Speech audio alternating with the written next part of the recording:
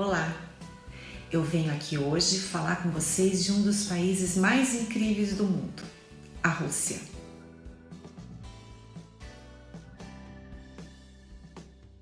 Um país gigante, o maior do mundo em extensão territorial. Se transitarmos, mesmo que brevemente, por 100 anos da história da Rússia, você começa a entender um pouquinho melhor o que se vê numa visita ao país. Então, vamos fazer um breve panorama do antes e depois da Revolução Russa. Em outubro de 1917, Lenin chegava ao poder da Rússia, implantando o socialismo e mudando a configuração econômica global. Mas isso não aconteceu da noite para o dia. Foi um longo processo de insatisfações. Até o início do século XX, a Rússia era controlada pelo czar, em um regime de monarquia absolutista. Durante o reinado dos czares, nunca houve um grande investimento no desenvolvimento de outras atividades além da agricultura. Quando a economia foi aberta para investimentos estrangeiros e o surgimento da indústria, mas sem saber conduzir as mudanças, a população foi ficando cada vez mais insatisfeita com o governo.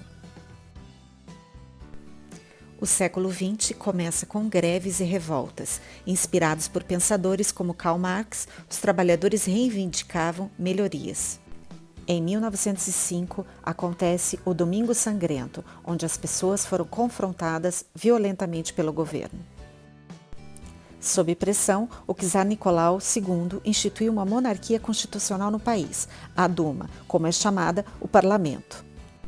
Surgem os grupos e sindicatos, um deles sob a liderança de Lenin.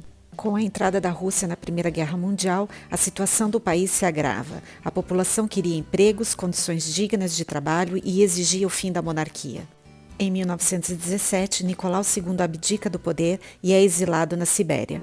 O czar e sua família, a esposa Alexandra, as filhas Maria, Olga, Tatiana e Anastácia e o filho Alexei, juntamente com o médico e 3 serventes leais, foram executados a mando de Lenin na noite de 16 para 17 de julho de 1918.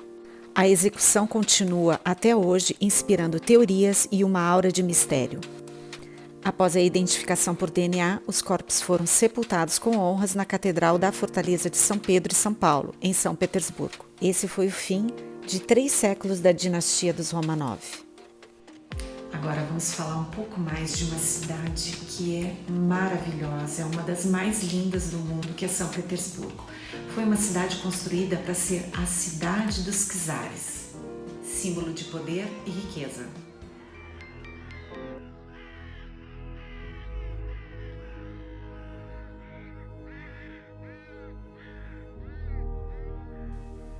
São Petersburgo, essa cidade belíssima, guarda muitos tesouros para serem vistos, como o Palácio de Inverno, a antiga residência dos czares por 200 anos, onde abriga o Museu Hermitage, com mais de 3 milhões de itens em 200 mil metros quadrados.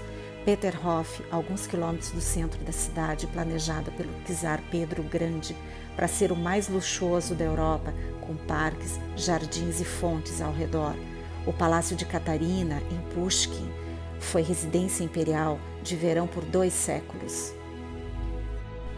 A Fortaleza de São Pedro e São Paulo, a Catedral de Santo Isaac e a Catedral Kazan são outros exemplos belíssimos do que se tem para ver na cidade. O Teatro Mariinsky, considerado um dos mais lindos do mundo, que teve seu nome alterado para Kirov na época do Partido Comunista e recebeu seu nome de origem novamente em 91. A cidade conta com um teatro mais moderno, inaugurado em 2013, o Mariinsky II. Outro ponto impactante da cidade é a belíssima Igreja do Salvador do Sangue Derramado. Uma curiosidade a mais de São Petersburgo são as famosas Noites Brancas. Elas acontecem sempre em junho, uma média de 10 a 15 dias, onde você não diferencia o dia da noite. Voltando à história, em 1917 instala-se um único partido político no país, o Partido Comunista, com Lenin como líder, prometendo pão, paz e terra à nação. Lenin morre em 1924 e seu corpo mumificado encontra-se num mausoléu na Praça Vermelha. Na mesma praça, justo em frente ao mausoléu, vemos o Shopping Gun, um templo do consumo de Moscou, uma doce ironia ao extinto socialismo. Outra atração ali na Praça Vermelha é a Catedral de São Basílio. Linda, um dos cartões postais do país. Parece um carrossel, um bolo de noiva, toda colorida, extravagante, singular.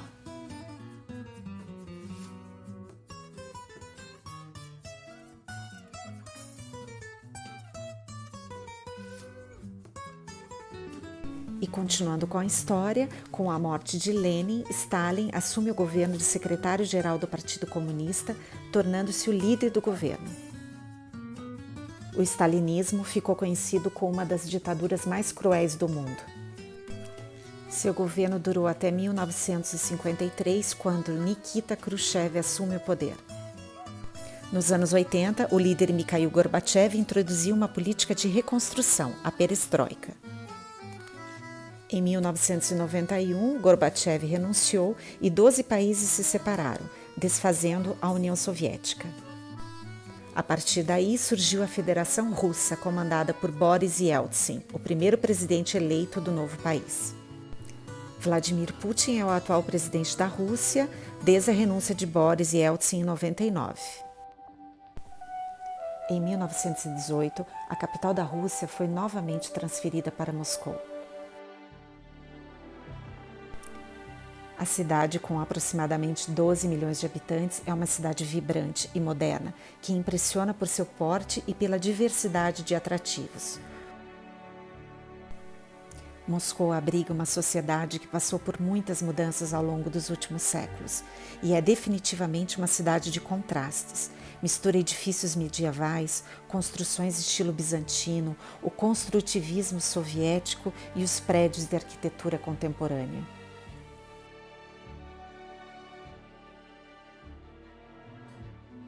Moscou é a cara da Rússia. A cidade tem um sistema de metrô incrível. A cidade é ímpar com o seu Kremlin, palavra que significa fortaleza dentro de uma cidade. E a cidade vem inovando com o Zaryadye Park e o Cable Car de Moscou, o teleférico. Eu tenho muitos clientes que dizem para mim que já foram para a Rússia. Às vezes fizeram um cruzeiro e pararam em São Petersburgo e não conheceram Moscou. Então eu digo, sinto lhe dizer, mas você precisa voltar. E vem aquela pergunta, e o que mais conhecer na Rússia? A Rússia é só São Petersburgo e Moscou? De forma alguma.